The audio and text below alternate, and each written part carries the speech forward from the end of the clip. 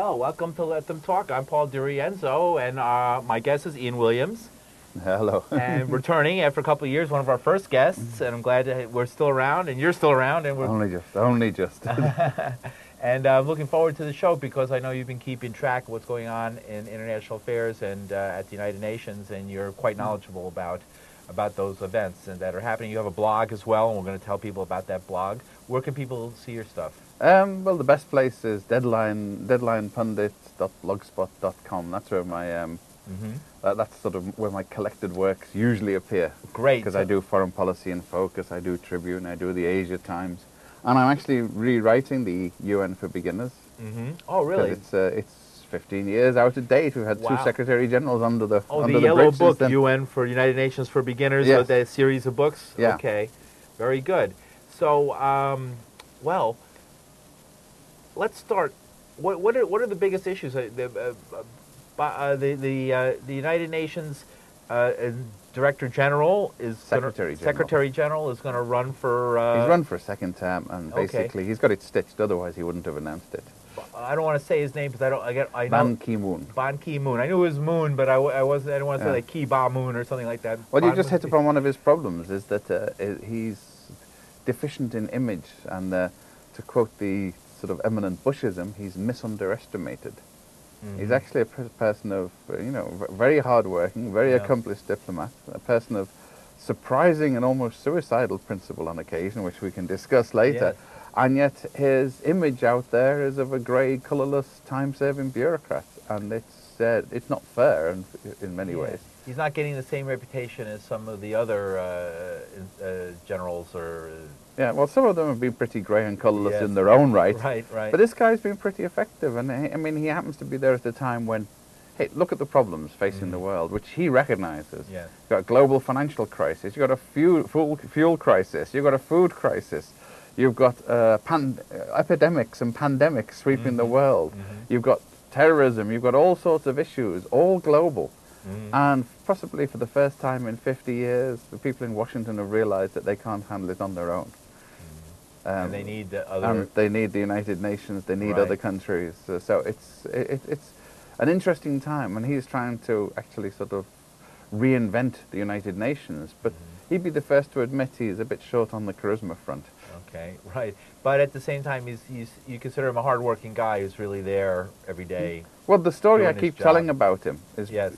He was appointed by John Bolton, who, as you remember, was the Republican short-term appointment who was never ratified. 3 years ago, we talked about John Bolton. He was still on our minds. Yeah, John Bolton hated the UN and all it stood for. He made it his life's work to destroy the International Criminal Court and to unsign it.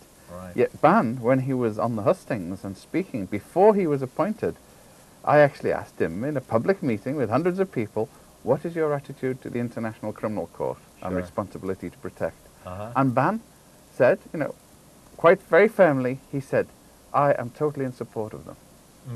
Now, I can think of at least two previous Secretaries General who would have said, oh, well, I will have to follow whatever the member states tell me. Right. He didn't. He said, I support this. And that's a big deal.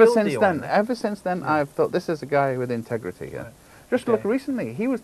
Before any of the Western leaders, he was the one who said that Mubarak had to go.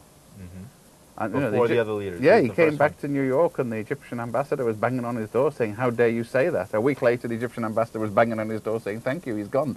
This is called diplomacy. Right, what does the Saudi Arabian ambassador have to say? Well, I think... that scares me, right there, because obviously... well, what's happened? Maybe that's a good starting off point. Actually, I wanted to ask you about the latest. Speaking of the International Criminal Court, well, there's quite a few international criminals who are coming up now, and one of them just recently arrested in Serbia.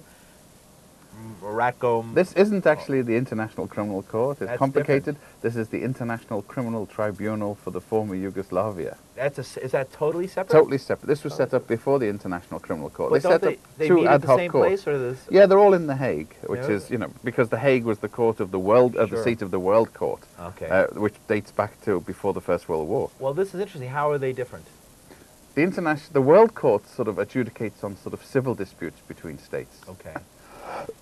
You have a boundary dispute, or somebody has stolen one of your ships. How do you get it back? Right. So that's what the World Court adjudicates on. Right. It's almost like an arbitration court. Right. The International Criminal Court was set up very specifically in the wake of the courts for Rwanda and Yugoslavia to try international criminals. I see. People whose own jurisdictions had failed to try them. So they can actually pick up people from any. Now it was specific wars, but now it could be any conflict. Yeah, it depends on whether the country that did the crime in as a signatory or their own country as a signatory. But the Yugoslav tribunals were pioneering in this because, by then Yugoslavia had split into, half a dozen different countries. There were people from other places involved. Yeah. So the Security Councils laid the rules that any crime that happened for this whole period of the Balkan Wars in that region was subject to the International Criminal Tribunal. Right. And they had their own prosecutor, and they had to sort of invent a whole jurisdiction. Well, which they wasn't a actually bad put them thing. in jail, don't they? Oh, yeah, no, they're in jail in The Hague. In The Hague, in a Dutch jail, basically. Which, by the way, is better than a holiday camp for some of them. I suspect some of the Rwandans could be probably worse, would right. be difficult. Except they're in Arusha, in Tanzania. They're not in The Hague. Okay. But I bet they wish they were. See. Yes. Oh, I see. So they have people in other areas that they can hold them and try them, not necessarily in The Hague? Yeah, after they've been tried, then they serve the sentences in other places. Oh, in the place they came from, maybe. No. Places like Sweden, other countries will offer to, other for them places to with serve their jails that sentences. aren't among the worst in the world. Not amongst the worst in the world, no. Right. I was just reading about it. I have a friend. Yeah, none of them come to the U.S., for lives example. in Argentina. Right. Exactly. They don't put them in Marion, Illinois. Marion, Illinois is 23 hours a day lockdown. No, I think lights on all the time. I mean, I'm surprised that most Europe. I think in most European courts, you probably have a very good case at saying that you couldn't extradite me to the U.S. because it would be a cruel and unusual punishment. Italy won't. There's a death penalty if it's a capital trial. No, that's standard across Europe. Right. No death penalty anywhere. Right. Which, by the way, is something else that Ban Ki-moon has been outspoken about.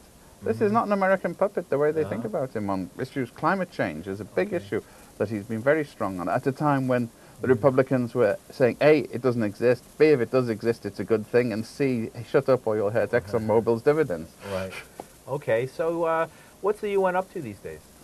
Well, all of the things we've just spoken about. Let's talk about. Let's talk about Mladić, the guy. I mean, Mladić. Ratko Mladić. He's been on the lam for 16 years now. Yes. And there's a lot of complicity to go around here. Almost certainly, some people in the U.S. government were privy to a deal that said basically, we will pretend he's not there if you don't wave him in front of our noses. Right. We won't send troops after him. We won't rock the boat. It seems like a lot of the Bosnian Serbs consider him a hero, a heroic figure. Yes. They were saying even on his arrest there was protests. And hey, there are still monuments to Confederate dead all across the South. Absolutely. You can have majorities of people who are racist, fascist thugs. But they're still violating international law. Oh, yes. And I mean, that was the real key breaker here, is that the Serbian government is very ambivalent. The Serbian population is very ambivalent. They first of all say, A, it didn't happen, and B, if it did happen, they had what was coming to them.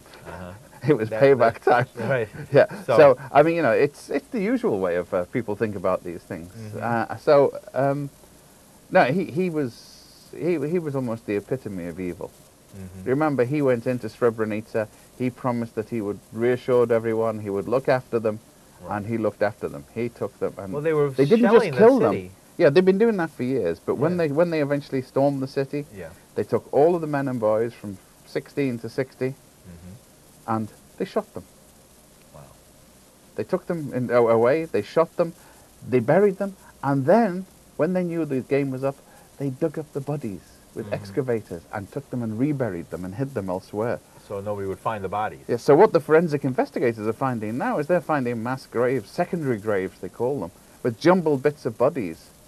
But, they all have the crucial identifying, the bullet in the skull. Right. They still have the handcuffs on. Some of them still have it. The DNA, they're finding people. Things like that. So I think they've identified about 6,000 or 7,000 now. And it really distresses me when people who are supposed to be American leftists and liberals basically overlook this. That this is the biggest massacre since 1945 in Europe. And as far as they're concerned, this is a mere peccadillo, and it's an imperialist plot to go after him for this. It's a victor's justice. This guy was an evil person by anybody's standards, and it's really good news that he's up. Well, left is a vague term nowadays.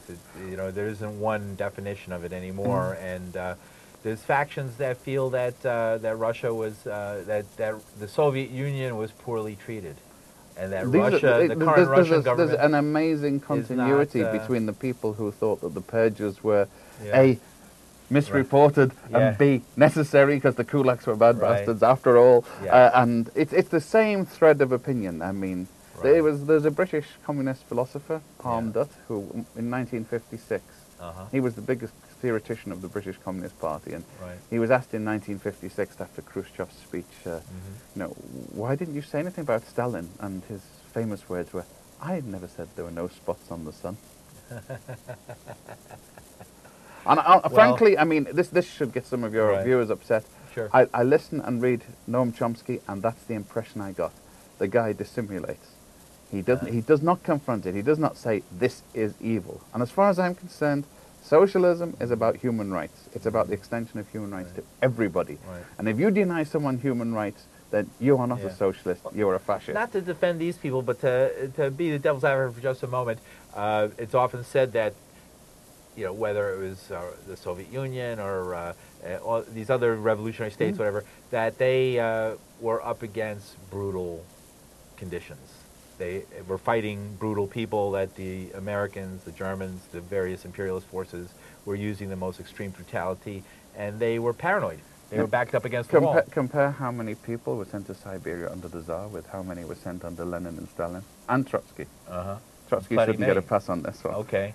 I'm not giving him a pass. Even though he lived in my neighborhood. No, I mean, these guys were totally ruthless. And, they reintroduced the death penalty. Isn't politics ruthless, though? I know, but there's a ruthlessness. You can be ruthless with somebody without actually blowing a hole in their skull. Yeah.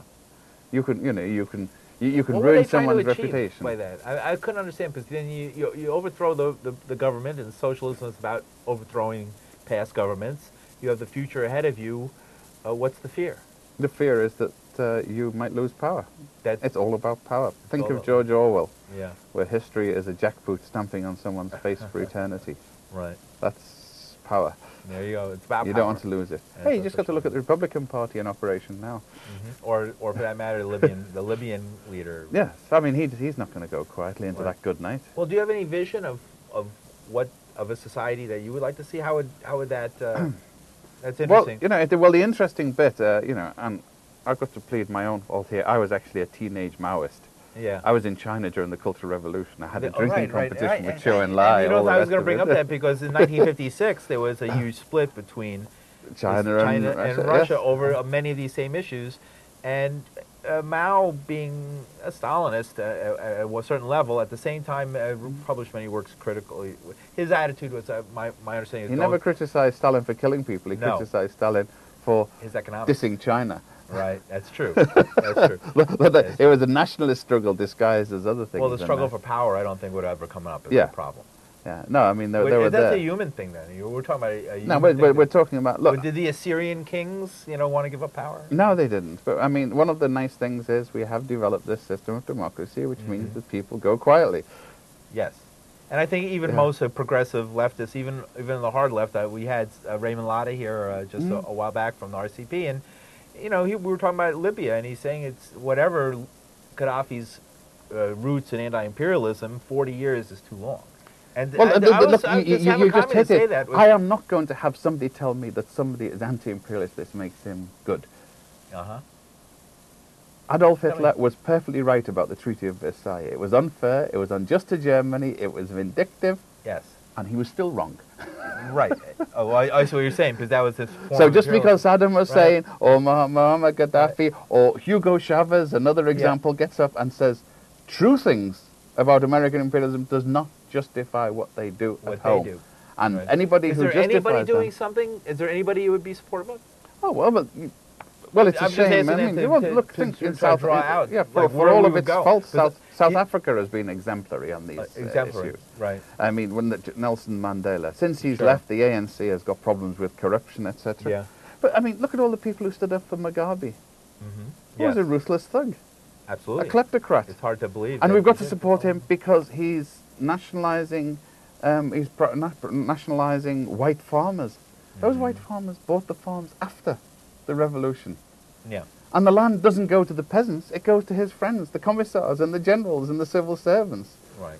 Well, and in the course of it, ruins the agriculture and the economy of the country. Well, but we support him because he's anti-imperialist. Over at our favorite radio network, the Pacifica Radio Network, these issues came up because after their great victory 10 years ago, there was free reign to a lot of these views, and it led to such a decline in the listenership that many of the folks who were promoting the pro-Mugabe and extreme nationalist points of view wound up out of their jobs because it just wasn't paying. It wasn't, the station couldn't survive with thousands and thousands of its members signing off. So obviously, at some point, you have to say. At some point, reality has to impinge.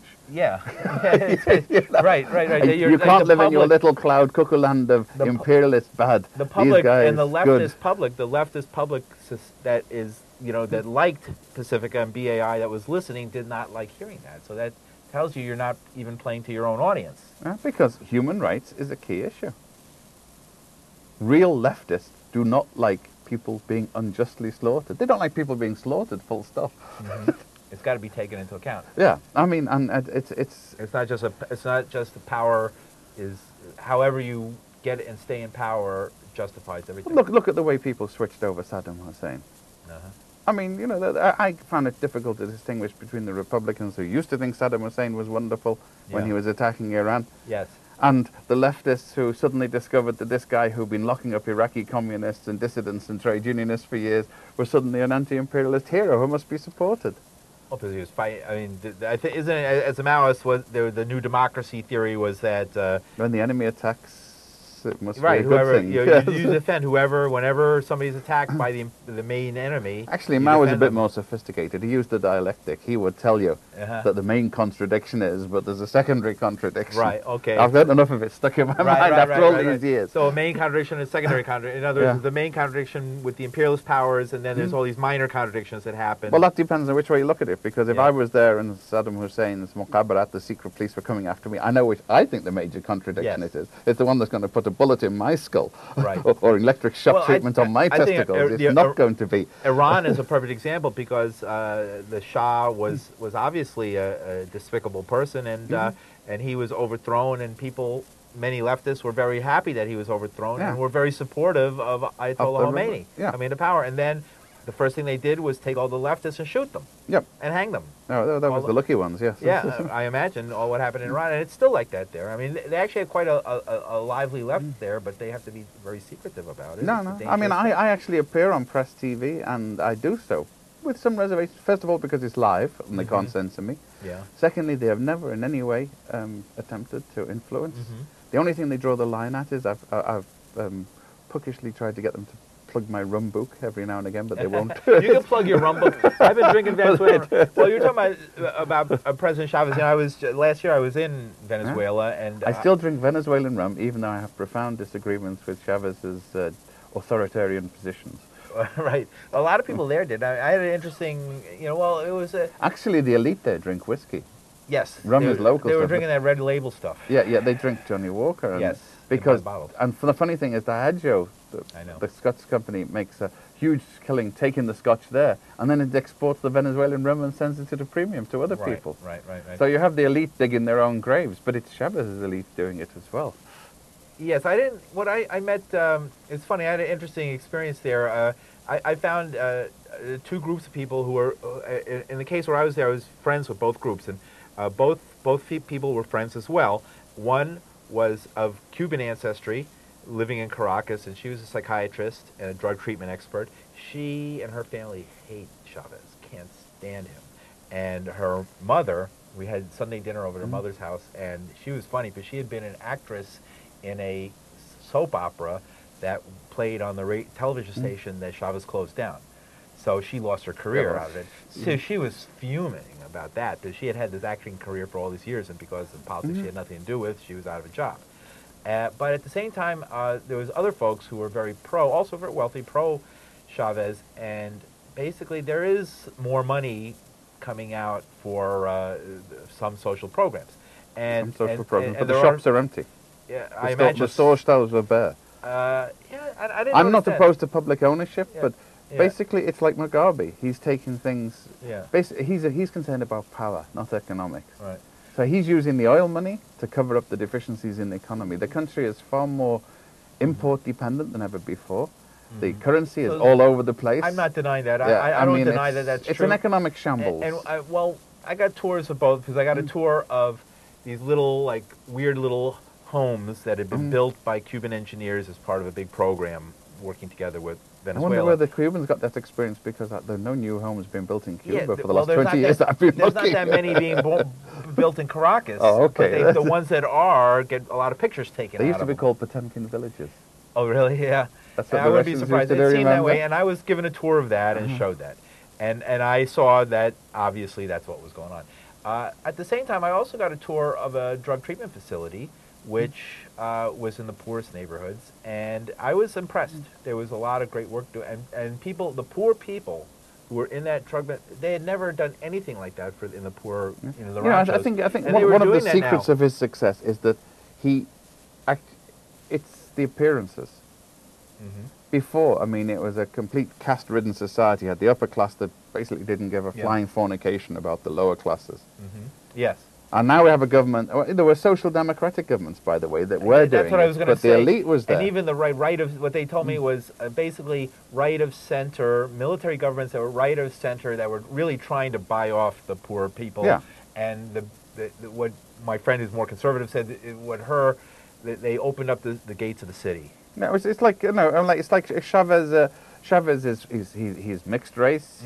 He's from the lower classes. Yeah. He shows every signs of sympathy with them. So There's a great he's one love of our there. guys there. But the upper classes, which live in the gated communities, because of the crime rate there is so incredible. I mean, yes, the murder rate is it's one of the unbelievable. highest in the world. You have to be very Caracas, careful yeah. there. But I heard stories. I mean, it's funny you're getting me going. I can tell you some stories that I heard and saw when I was down there. But at the same time, there was some support. I mean, it wasn't like of course, the support. Yeah, Look, in Cuba, among there's the support. poorer people. And I've been there, but you know. And the more middle class people, definitely some supported, but some were very opposed. They would have government jobs and government contracts. I suspect you have to think of. Well, you're right. Being as Let's be a bit cynical as well. Yes, and they were, but those government contracts were helping people. Yeah, definitely were being used to help people who had never been helped before.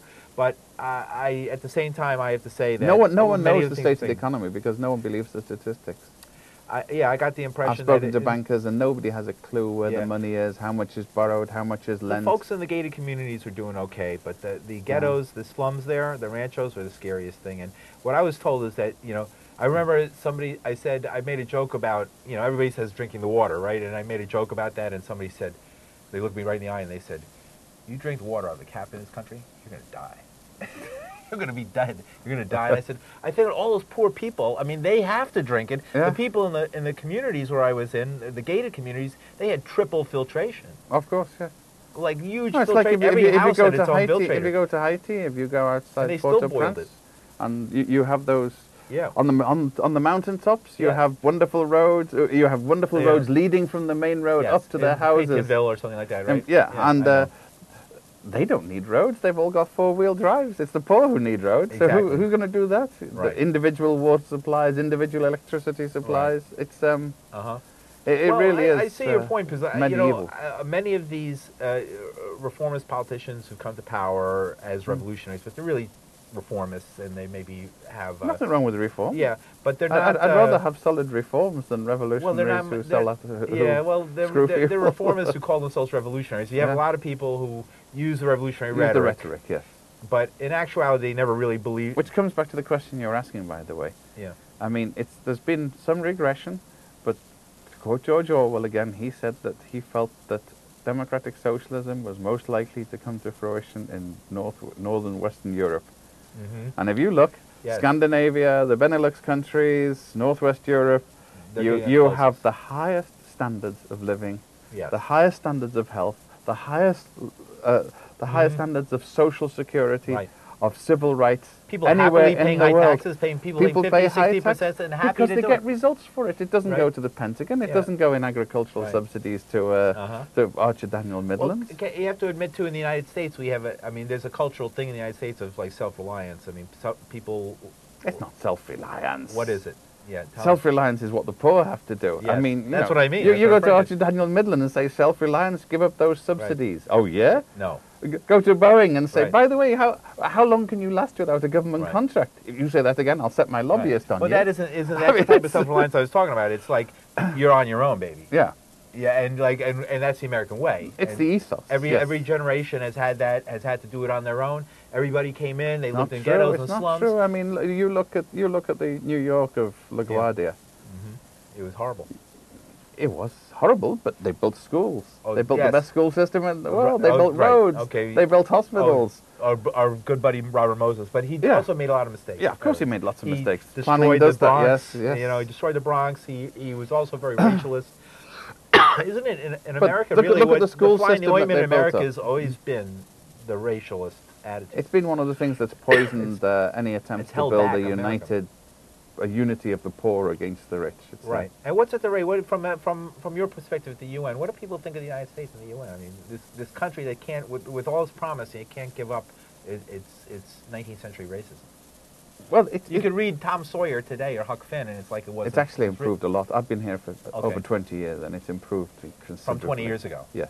Yes, it has. I remember Bulworth, where, I mean, it was a scandal because white man kissed a black woman on screen. Right. And people used to say things, as a reporter, street reporter, we were discussing earlier, people would say things that I have on tape who were politicians who, if they knew what I had of them saying, but back then, the idea of, getting all the poor people out of a park on the basis of property values was quite natural. It's a natural thing, and nobody. But now they have to do it in code, of course. Yes, much more. Which you saw all through the Obama election. Right. I mean, it was always in code. Oh, wait, tell folks where they can read more of your stuff.